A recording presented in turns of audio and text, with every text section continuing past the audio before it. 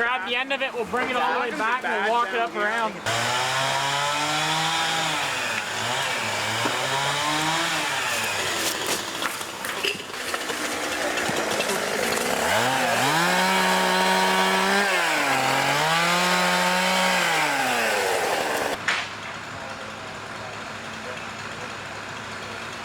Okay. Alright, so we're going to have a pond set up as well. Great.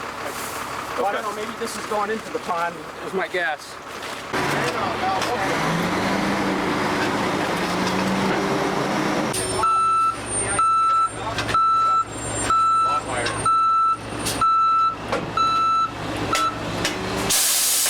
No clean water in here. Right there. Good. So we're just going to...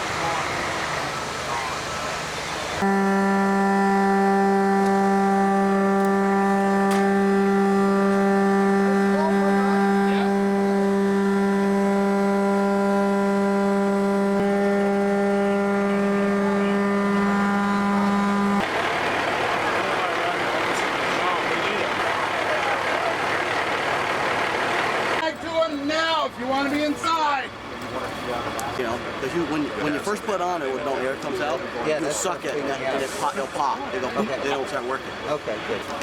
Okay, safety crew 1. Get on Bristol safety line outside the door. Get it charged. Get it to what you want while they're doing the walkthrough. Then slide it in. Okay. Curtis. Yeah.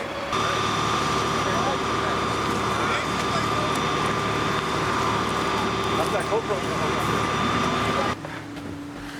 Everybody in? Yeah. All right, so the game plan is the first fire is going to be right here. This is going to be fire behavior. We're not doing a fire attack on it. We're going to let it burn, let it burn, let it burn. I'll be talking about it while it's burning. We're going to have a safety line coming in through there. And for the fire behavior, the fire attack line is going to come in through there and sit right here. The first set of attack fire is going to be in that back bedroom. If you look, you got pallets right there. My hope and goal is that we can get a couple of burns out of that corner. And then a couple of burns out of this corner over here. We'll go reload it and put some fuel in there and hopefully get a couple of burns out of that. My goal is that when they come in this door for the fire attack, which is going to be our primary entrance, is coming out rolling above that archway. That's our goal. Then the last thing we're going to do is whatever's fuel we have left, couches, chairs, whatever's left, we're going to load up into this room, and we want to get this place rocking. And we're going to do what they call a transitional attack, where we're going to come in through the window with a hopefully we can get the fire blowing out the window. We need to have somebody dedicated to come in to the outside that is interior. This is who's over there right now. Ever better? No, right? No, that's not. And they actually have, there should be, not all of them are there. Mason's there, he's the only one I see. And Kenny Lemner. Yeah. Kenny's in with some cadets, so he's out of that equation. Yeah. So what we're doing here, this is our staging unit and our board of knowing where people are.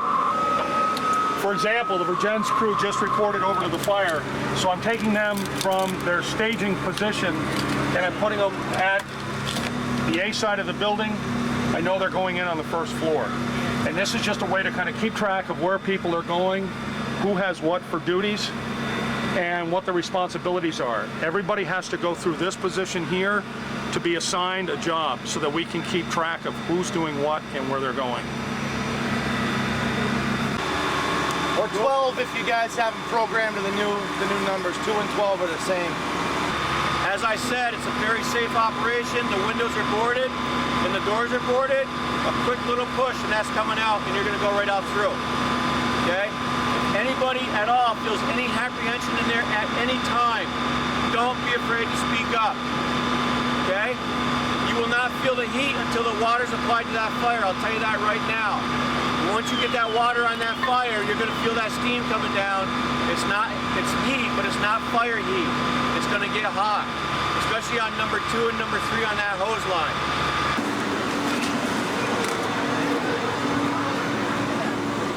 when they go in, they have a hose. There's actually 2 hoses and a backup hose. So it's triple safety. And we have 3 water sources. Me here filling the pond. Engine 1, which is the main pumper, and then the far engine, Bristol's engine tanker. So there's 6,000 gallons of water right there. Plus I can feed them 1,250 gallons a minute. Plus the tanker that's sitting there has another 2,500 in it. So we got about 10,000 gallons ready to go. When you mask up, loosen your helmet up. Put your mask, your hood, right around the outside of your seal.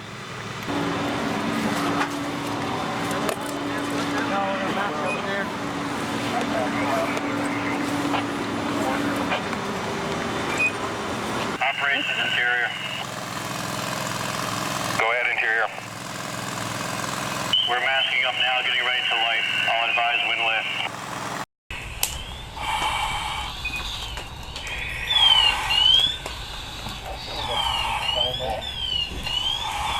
You have hay available to get onto it? Yes, and Yeah, pull it down there a little bit. So if you lift up now, you can see that smoke layering a little bit. My goal is that that'll come down. And then we have some heat up in there. Hopefully we get it across the ceiling a little bit.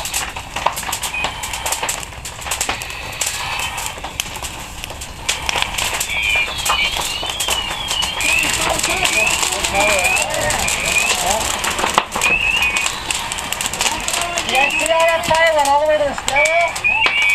One water can, a couple of shots, right? Okay? So as we come back down, you'll see you get most of the building. That's all I do. See how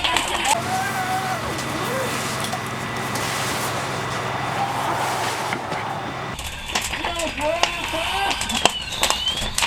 Put your hand up, feel that heat? Okay?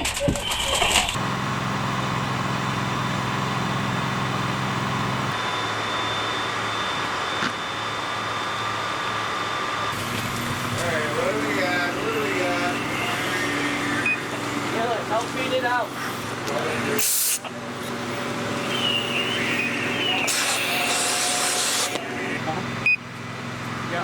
Everybody good? Yep. Yeah. Good. That was good. That behaved better than I thought it was going to. That was great. So, but you see how that thermal layer happened? You can see right across at the top of that layer.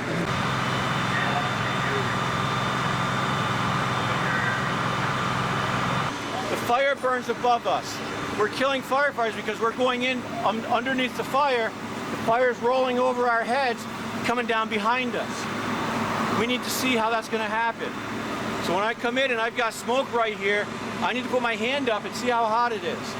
If I got heat up there, I take my nozzle and I spray it straight up into my ceiling. A quick blast, that's all it is, a quick off and on. It's not 4, 5, 6 seconds. That's all it is. Leading from operations, you got one coming back.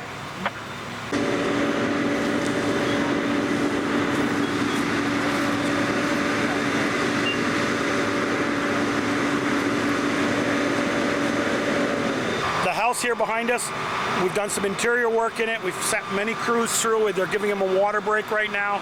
They're learning how to put a small fire out and a room and contents fire. We have it. We built some fire with some pallets to get it going, and then we send a crew in.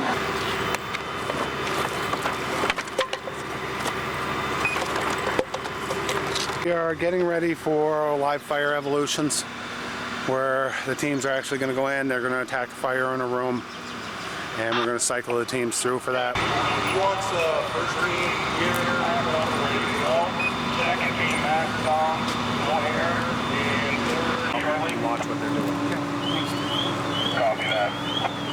But you guys are team 1. You guys are first attack. Yes, sir. Okay, and it's you 3 coming in. Okay. You'll be here helping out. Okay. Good to go. Your first team and your second team. Okay. I'm guaranteeing 2, maybe the 3rd. Alright, so you ready to light this thing?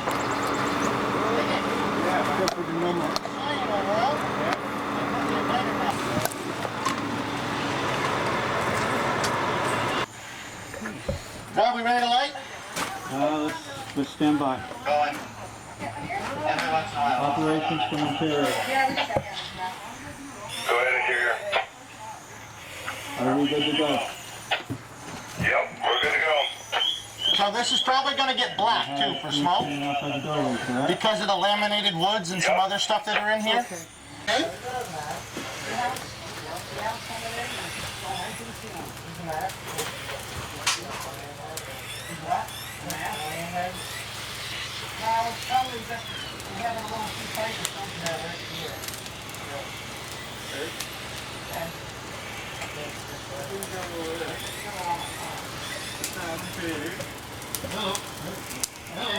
My goal is that this is going to be coming right out that doorway.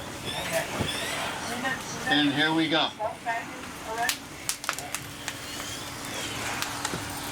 That's over your head, Jay. Okay, I will get 3 here and ready to go in. Can you please send me team 3? Some of those you got to push them in and turn them to make them activate.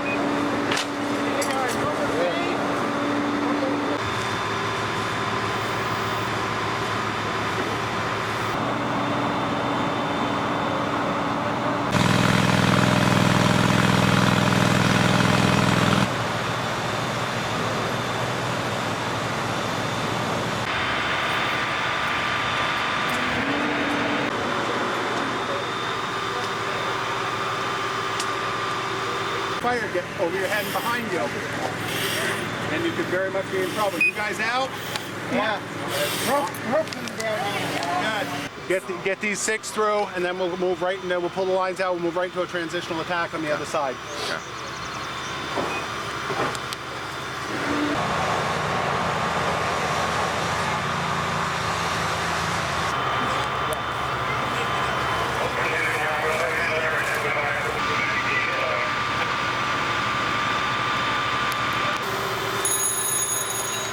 Yeah, it's just that I thought it was.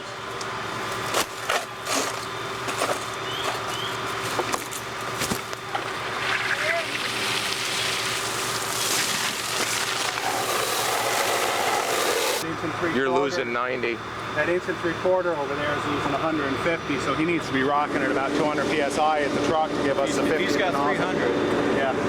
He needs to.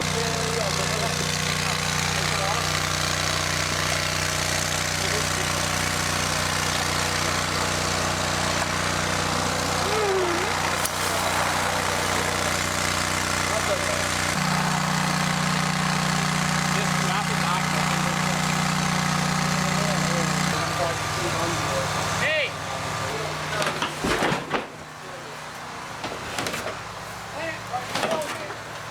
You trying to put that in there? Is that your plan? Yeah. Are you?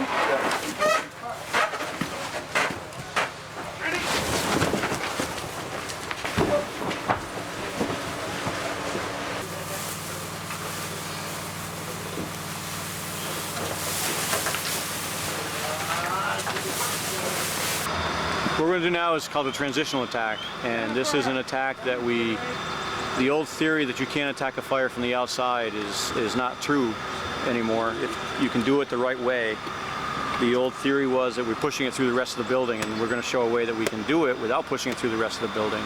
We're going to knock it down from the outside, just enough so the crews can go interiorly and put the rest of the fire out.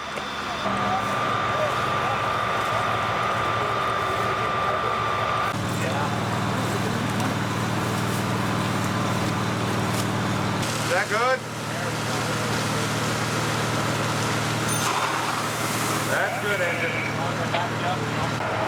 A lot of people are told that they can't put a fire out from outside the building. That's entirely wrong. Done the correct way, and the reason they're being told that is because they think they're pushing the fire through the rest of the building. That is true if you're using a fog nozzle, because you're taking all that air and pushing the air in, and you're pushing the fire through the rest of the building. With a smoothbore nozzle, you can do an outside attack and be able to knock down the fire. Because am I entering, if I have fire blowing above my head in the door, am I going in that doorway? No. Where am I going to hit it from? I'm going to hit it from the outside first. That's what I'm going to do here. So what I'm going to do is if I have fire blowing out both openings, I'm going to hit it from the outside just enough to knock it down to get it back to where we did with our knockdowns inside. and the interior crew is going to go in and knock it out all the way. That's called a transitional attack. The key to the transitional attack is that we don't just put the water stream up on the ceiling and leave it there. We need to move the nozzle around. If I move the nozzle around with a smooth bore, I'm creating a bigger pattern, and I'm getting a lot more bigger water droplets, and that water droplets are going to evaporate and absorb that steam and all that heat, taking it down so that these guys can make that interior attack much safer.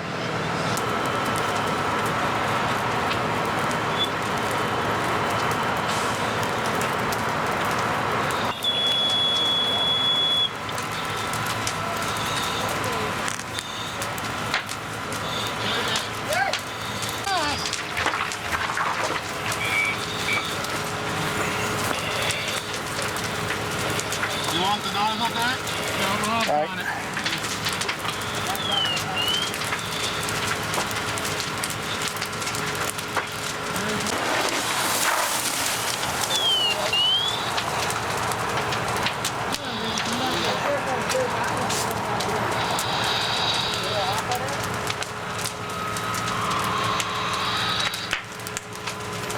You can see it start to come out the door now. You're already going in underneath that.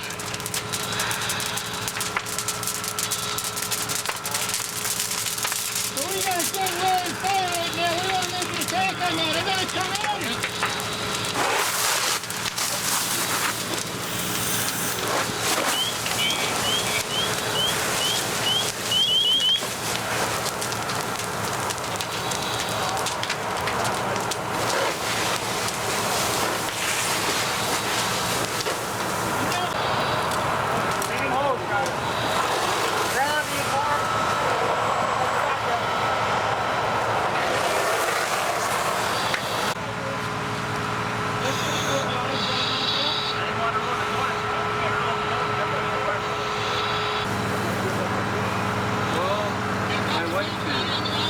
Here it goes, guys. We're gonna drag all these lines back, right?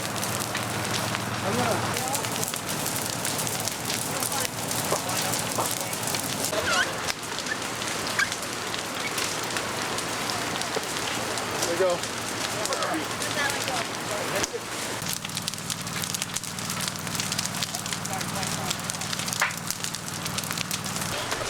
They're on fire. Yep.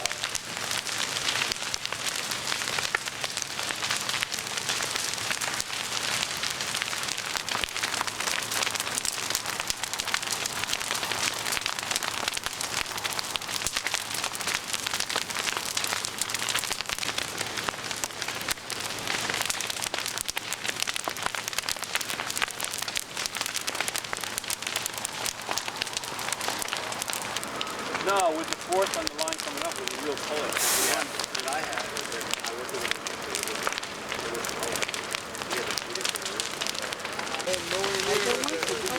Have a good one. You got playing it twice too. Once in the county and once this time. I think they go off it right now. Don't throw my door. I'm dropping out.